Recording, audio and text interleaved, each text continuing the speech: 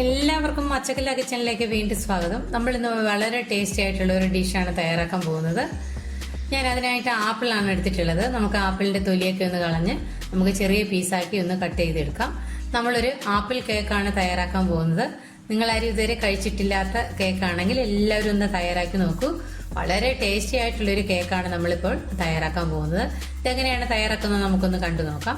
ആപ്പിളൊക്കെ ഞാൻ ചെറിയ പീസാക്കി എടുത്തിട്ടുണ്ട്. നമുക്കതൊരു പാനിലേക്ക് ഇട്ട് കൊടുക്കാം. 2 കപ്പ് ചെറിയ പീസാക്കി ആപ്പിളാണ് നമുക്ക് വേണ്ടത്. ഞാനൊരു പാനിലേക്ക് ഇട്ട് കൊടുത്ത് ഒന്ന് ചൂടാക്കി എടുക്കുന്നുണ്ട്. നമുക്കിതിലേക്ക് 2 ടേബിൾ സ്പൂൺ പഞ്ചസാര ഇട്ട് കൊടുക്കാം. അതിലേക്ക് 1 നുള്ളി ഉപ്പും 2 ടേബിൾ സ്പൂൺ ഉണക്കമുന്തിരിയും ചേർത്ത് കൊടുത്ത് നമുക്ക് ഒന്നുകൂടി ഒന്ന് പഞ്ചസാരയൊക്കെ ഒന്ന് മെൽറ്റായി വരുന്നത് വരെ നന്നായിട്ടൊന്ന് ഇളക്കി കൊടുക്കണം. കേക്ക് തയ്യാറാക്കുന്ന സമയത്ത് മാത്രം നമുക്ക് ഈ ആപ്പിള് അരിഞ്ഞു വെക്കാൻ പാടുള്ളൂ. അല്ലെങ്കിൽ നേരത്തെ നമ്മൾ ഇതിങ്ങനെ കട്ട് ചെയ്ത് വെച്ചാൽ ഇതിന്റെ നിറം മങ്ങിപ്പോകുന്നതാണ്.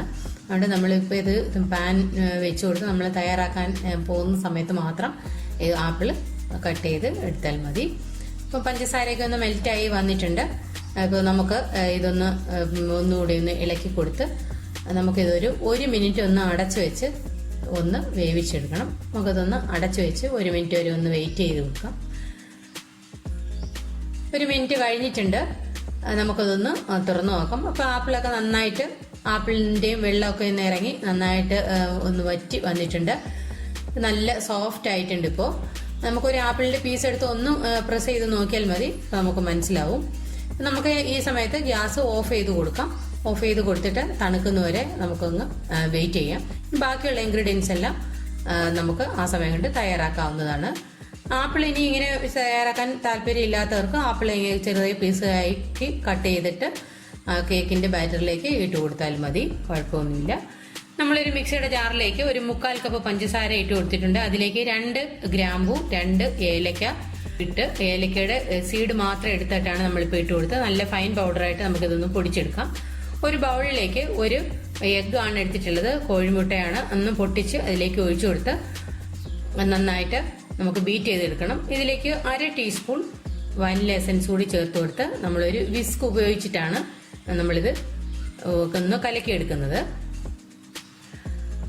കട്ടകളൊന്നും ഇല്ലാതെ മുട്ടയൊക്കെ നന്നായിട്ടൊന്ന് ഉടച്ച് നന്നായിട്ട് ഒന്ന് നമുക്ക് കലക്കിയെടുക്കാം. ഇപ്പം നന്നായിട്ട് നമുക്ക് കലക്കി എടുത്തിട്ടുണ്ട്. ഇതിലേക്ക് നമ്മൾ നേരത്തെ പഞ്ചസാര പൊടിച്ച് വെച്ചിരുന്ന പഞ്ചസാര പൊടി ഇതിലേക്ക് ചേർത്ത് കൊടുത്ത് ഒന്നുകൂടി ഒന്ന് കലക്കിയെടുക്കാം. പഞ്ചസാരയുടെ ആ തരിയൊക്കെ നന്നായിട്ടൊന്ന് അലിഞ്ഞു വരട്ടെ. നേരം നമുക്കൊന്ന് മിക്സ് ചെയ്ത് കൊടുക്കാം.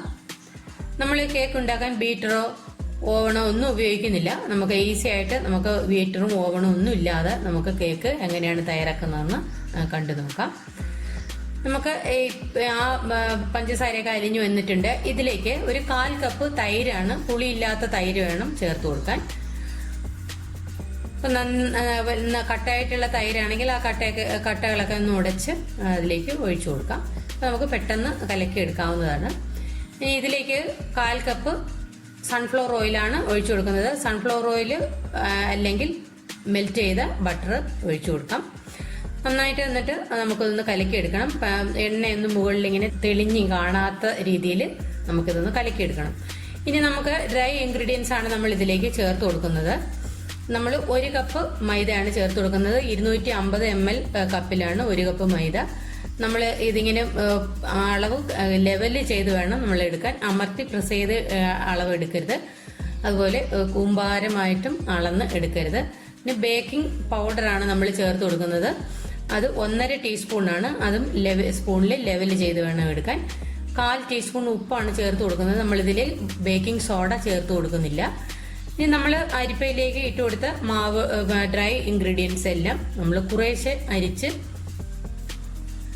നമ്മൾ നേരത്തെ കലക്കി വെച്ചിരുന്ന ആ മിക്സിലേക്ക് ഇട്ട് കൊടുത്ത് ഒന്ന് കലക്കിയെടുക്കാം. നമ്മൾ ആദ്യം കുറച്ച് ഇട്ട് കൊടുത്ത് ഒന്ന് മിക്സ് ചെയ്തെടുത്തതിന് ശേഷം ബാക്കിയുള്ളതും ഇതിലേക്ക് കുറച്ചുകൂടെ അരിച്ചിട്ട് കൊടുക്കണം. അങ്ങനെ ഞാൻ 3 പ്രാവശ്യമായിട്ടാണ് ആ പൊടികളെല്ലാം ഇതിലേക്ക് ചേർത്ത് കൊടുത്തിട്ടുള്ളത്. അങ്ങനെ നമ്മൾ കുറേശ്ശെ ചേർത്ത് കൊടുക്കുമ്പോൾ നമുക്ക് കലക്കിയെടുക്കാൻ ഈസിയാണ്.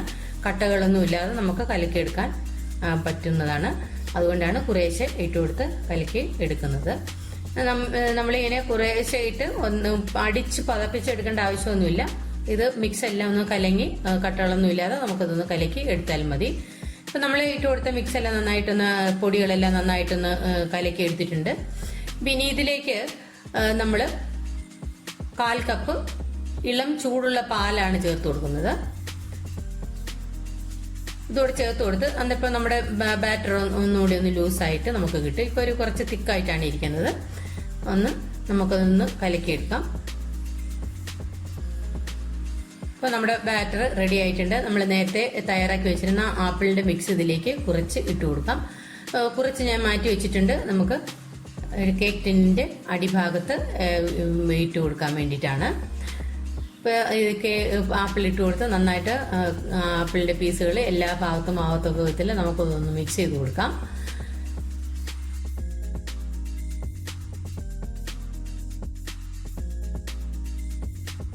ഇനി ഞാനിപ്പോൾ ഒരു കേക്ക് ടിൻ എടുത്തിട്ടുണ്ട്.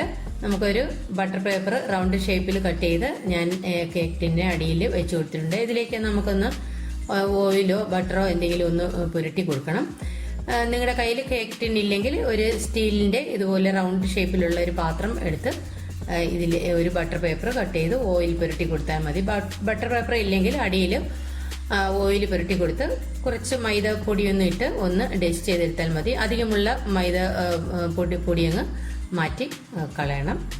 എന്നിട്ട് നമുക്ക് ബാറ്റർ ഒഴിച്ചു കൊടുക്കാവുന്നതാണ്. നമ്മൾ കേക്കിൻ്റെ അടിയിൽ കുറച്ച് നട്ട്സ് ഒന്ന് ക്രഷ് ചെയ്ത് ഇട്ട് കൊടുക്കുന്നുണ്ട്. ഒരു 7-8 നട്ട്സാണ് ഒന്ന് ക്രഷ് ചെയ്തെടുത്ത് ഇട്ട് കൊടുക്കുന്നത്. ഇനി നമ്മൾ നേരത്തെ ബാക്കി വെച്ചിരുന്ന ആപ്പിളിന്റെ മിക്സ് കൂടി ഇതിലേക്ക് ഇട്ട് കൊടുത്ത് കേക്കിന്റെ ബാറ്ററും ഇതിലേക്ക് ഒഴിച്ചു കൊടുത്തിട്ടുണ്ട്. ഇനി നന്നായിട്ട് നമുക്കൊന്ന് ടാപ്പ് ചെയ്ത് കൊടുക്കണം. എയർ ബബിൾസ് ഉണ്ടെങ്കിൽ അതങ്ങ് പോയി കിട്ടാൻ വേണ്ടിയിട്ടാണ്. നന്നായിട്ട് നമുക്ക് ഒന്ന് ടാപ്പ് ചെയ്ത് കൊടുക്കാം. പിന്നെ നമ്മൾ ഇനി ഒരു ഇതിന്റെ മുകളിൽ കുറച്ച് ബാക്കി വന്ന നട്ട്സ് കൂടി ഇട്ട് കൊടുക്കുന്നുണ്ട്. നമ്മൾ ഇതൊരു അലൂമിനിയം ചരുവമാണ് ഞാൻ ഇവിടെ ചൂടാക്കാൻ വെച്ചിരിക്കുന്നത്. 10 മിനിറ്റ് ഫ്രീ ഹീറ്റ് ചെയ്ത് എടുത്തതാണ്. നല്ല ചൂടായിട്ടാണ് ഇരിക്കുന്നത്. അതിനടിയിൽ ഒരു ബൗൾ ഞാൻ വെച്ച് കൊടുത്തിട്ടുണ്ട്. അതിന് മുകളിലേക്കാണ് നമ്മൾ കേക്ക് ടിന്ന് ഇറക്കി വയ്ക്കുന്നത്.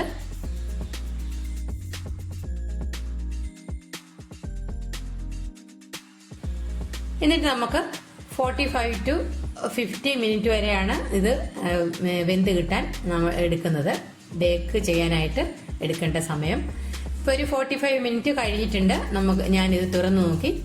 ഇപ്പോൾ കറക്റ്റായിട്ട് നമുക്കൊരു പിച്ചാത്തി എന്തെങ്കിലും വെച്ച് വെന്ത് വന്നിട്ടുണ്ടോ എന്ന് നോക്കാം. ഞാൻ നേരത്തെ നോക്കിയിരുന്നു. അപ്പോൾ ഈ പിച്ചാത്തിയിൽ ഇങ്ങനെ ഒട്ടിപ്പിടിക്കുന്നുണ്ടായിരുന്നു. ഒരു 5 മിനിറ്റ് കൂടെ ഇപ്പം കഴിഞ്ഞു. ഇപ്പം ക്ലിയർ ആയിട്ട് നമുക്ക് കിട്ടിയിട്ടുണ്ട്.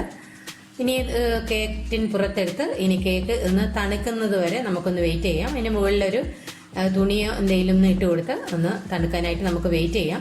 അപ്പോൾ പാത്രം വെച്ച് അടച്ചെടുത്താൽ ആവി വന്നിട്ട് വെള്ളം വീഴാതിരിക്കാൻ വേണ്ടിയിട്ടാണ് അങ്ങനെ ചെയ്തത്.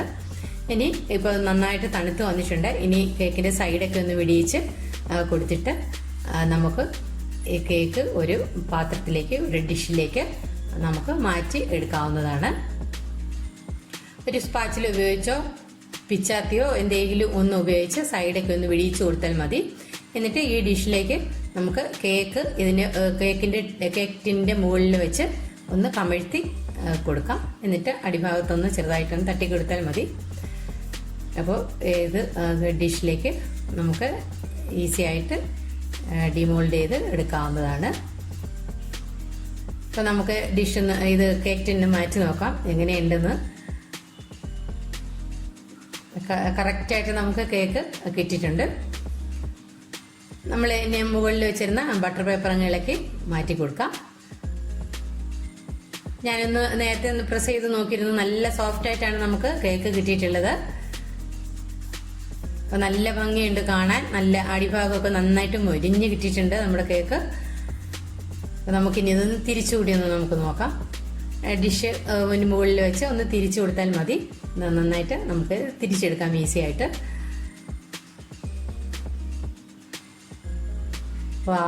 നല്ല കേക്കാണ്. എത്ര ഈസി ആയിട്ട് നമ്മൾ തയ്യാറാക്കിയില്ലേ. അപ്പോൾ എല്ലാവരും ഇതേ രീതിയിലൊന്ന് തയ്യാറാക്കി നോക്കൂ. ആപ്പിൾ കേക്ക് കഴിച്ചിട്ടില്ലാത്തവരെല്ലാം ആപ്പിൾ ഇപ്പം വീട്ടിലുണ്ടെങ്കിൽ എല്ലാവരും ഒന്ന് തയ്യാറാക്കി നോക്കൂ. ഈസിയാണ്. കുട്ടികൾക്കൊക്കെ വളരെ ഇഷ്ടപ്പെടും ആപ്പിൾ കേക്ക്. നല്ല ടേസ്റ്റാണ്. നമ്മൾ വേറെ ഏത് കേക്ക് കഴിക്കുന്നതിനെക്കാട്ടിലും ഒരു വെറൈറ്റി ആയിട്ടുള്ള ഒരു ടേസ്റ്റാണ്. അപ്പോൾ എല്ലാവരും ഒന്ന് തയ്യാറാക്കി നോക്കൂ. നല്ല സോഫ്റ്റാണ്. ഞാൻ പ്രസ് ചെയ്ത് കാണിക്കാം. സോഫ്റ്റായിട്ട് കിട്ടിയിട്ടുണ്ട്.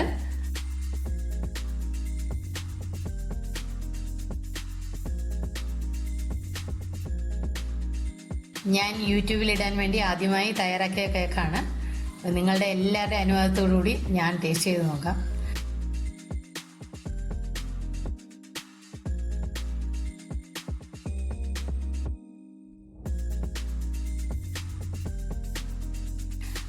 വളരെ ടേസ്റ്റ് ഉണ്ട്. നല്ല സോഫ്റ്റാണ്. മധുരമൊക്കെ കറക്റ്റായിട്ട് വന്നിട്ടുണ്ട്. എല്ലാവരും ഇതേ രീതിയിലൊന്ന് തയ്യാറാക്കി നോക്കൂ. അപ്പം നമ്മുടെ ചാനൽ ഇതുവരെയും സബ്സ്ക്രൈബ് ചെയ്യാതെ കാണുന്നവരെല്ലാം ഒന്ന് സബ്സ്ക്രൈബ് ചെയ്ത് സപ്പോർട്ട് ചെയ്യാനും കൂട്ടുകാർക്കെല്ലാം ഒന്ന് ഷെയർ ചെയ്ത് കൊടുക്കാനും ലൈക്ക് ചെയ്യാനും നിങ്ങളുടെ വിലയേറിയ അഭിപ്രായങ്ങളും നിർദ്ദേശങ്ങളും എല്ലാം എന്നെ അറിയിക്കാനും മറക്കരുത്. അടുത്തൊരു നല്ലൊരു ഡിഷായിട്ട് നമുക്ക് വീണ്ടും കാണാം. അതുവരെ എല്ലാവർക്കും താങ്ക് യു.